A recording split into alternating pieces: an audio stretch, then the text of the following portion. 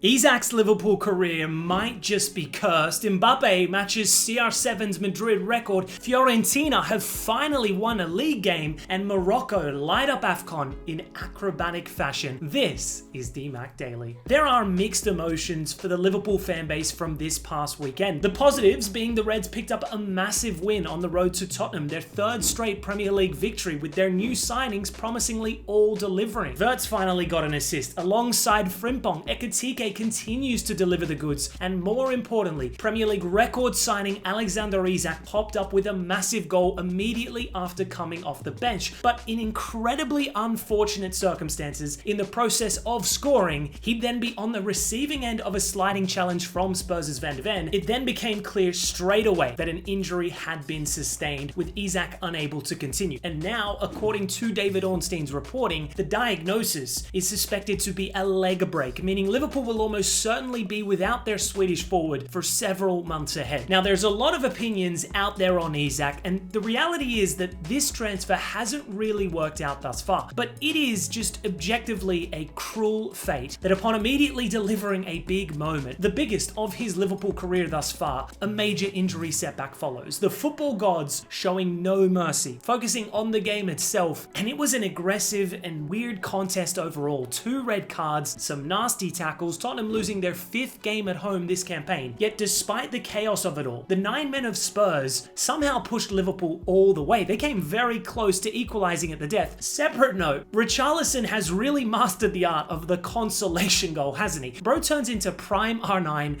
when the game is seemingly out of reach. Elsewhere in the Premier League, and Arsenal remain top of the table heading into Christmas thanks to Gyökeres's lone goal from 12 yards. Hardly a spectacular outing, but hey, 3 points is 3 points. Clean sheet away from home at a venue Arsenal traditionally struggle at, and no major injuries too. The only downside is that City aren't slowing down. The inevitable Erling Haaland with a brace and an assist. The robot even hitting the robot, overtaking CR7's Premier League tally in 122 less games, may I add. And in peak Haaland fashion, bro was then hammering a tomahawk in the change room at full time. More concerningly, this City team is improving defensively. Since that crazy game away at Fulham, they've kept 4 straight clean sheets against English opposition. Foden is back to his best. Shaqiri is really starting to find his feet. Reinders is also improving. They're a real problem, as are Aston Villa, having defeated Amorim's United to go 3 points shy of Arsenal, their 10th successive victory. They are Europe's most in-form team right now. Morgan Rogers with back-to-back doubles, 2 stunning strikes today, as cold as it gets. Going down the table slightly, and Chelsea v Newcastle was a classic game of 2 halves. Voltemata at the double in the first half before Chelsea woke up and decided to take this match seriously. Reece James with a magical free kick before Joao Pedro's equalizer. The Chelsea skipper then made a huge tackle late on to save his team. It is such a relief seeing this man fit, healthy, and dropping top performances consistently. Going down the table much further, and Wolves have hit a new low. 10 straight Premier League defeats, this time at the hands of Brentford, whilst Burnley dramatically secured a point away at Bournemouth but remain firmly in the relegation zone. Speaking of newly promoted teams, what a couple of weeks it's been for Leeds United. The set-piece demons now hitting Crystal Palace for 4, Dominic Calvert-Lewin scoring in his 5th successive game with a brace. Reminder, Leeds signed him on a free transfer, quietly becoming one of the best value for money signings in the division. Shifting gears to La Liga, and Barcelona will head into the new year with a 4-point gap over rivals Real Madrid after a hard-fought win away at Villarreal. Now, it could have been a lot more tricky of a matchup had Renato Vega not lost his head completely. Bro tried to finish Jamal with that tackle, but it would be the La Masia wonder kid who would have the last laugh, scoring the second goal to end the calendar year of 2025 with 47 goal contributions. That's more than Ballon d'Or winner Ousmane Dembele's. Rafinha also delivered a top performance and was subsequently rewarded match MVP, although just quietly, I think the real MVP for Barca that evening had to be Joan Garcia. 5 saves made, 4 of which were genuinely outstanding. He is proving to be one of the club's best signings in recent history, an amazing goalkeeper and a massive upgrade on Ter Stegen.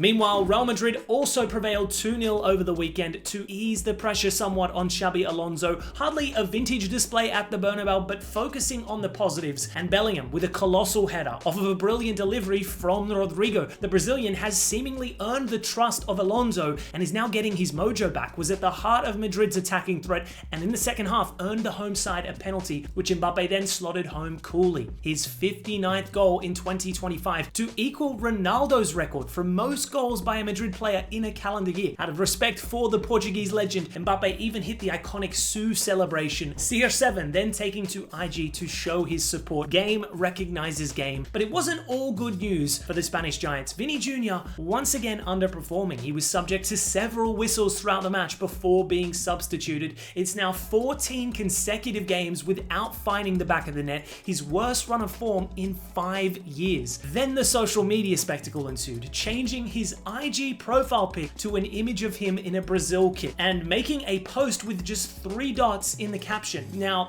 in isolation, this isn't all that newsworthy, but it does play into a recurring theme with Vini. After every bad game or frustrating individual moment, it's then a social media frenzy. Not a great look for the club, especially having been given the captain's armband too. Shifting gears to Italian football, and we would witness both the Serie and Supercoppa this past weekend, but arguably the biggest headline of them all came from the bottom of the table in the top flight, with Fiorentina picking up their first league victory after 16 attempts, smashing Udinese 5-1 at home. Granted, the away side went down to 10 men early on, but this performance just showed how much quality this Fiorentina side actually possesses. Look at the caliber of the starting 11. The goal scorers in this match, all top players. Now, they're still languishing at the bottom of the division, but I think they're going to inevitably avoid the drop. There's too much talent in this roster. Surely they can overcome this terrible start to the season. The other notable Serie A fixture of the weekend had to be Juventus v Roma, as the Bianconeri prevailed at the Allianz. Lois Openda scoring his first Serie A goal. It's been a chaotic season, yet Spalletti's men now sit just 1 point shy of top 4. Whilst in the Supercoppa, Napoli took revenge on Milan thanks to goals from David Neres and Rasmus Højlund. They'll meet Bologna in the final tomorrow, who surprisingly sent Inter packing via spot kicks. Ciro Immobile with an emphatic match winner from the spot. Moving to the Bundesliga, and Bayern, as expected, made light work of Heidenheim with all the usual suspects involved. Elise, Diaz and Kane with goals. The Englishman grabbing his 100th goal involvement in the Bundesliga in just 78 games. That is elite stat padding, and ending 2026 with 60 goals for club and country. Meanwhile, Dortmund remain within reach, having dispatched a Borussia Mönchengladbach 2-0, and Leverkusen stunned Leipzig at the Red Bull Arena to leapfrog them into third place. Terrier and Schick scoring fine goals before 18-year-old debutant Montrell Culbreath came off the bench and scored a cracker to seal the 3 points. Not a bad way to introduce yourself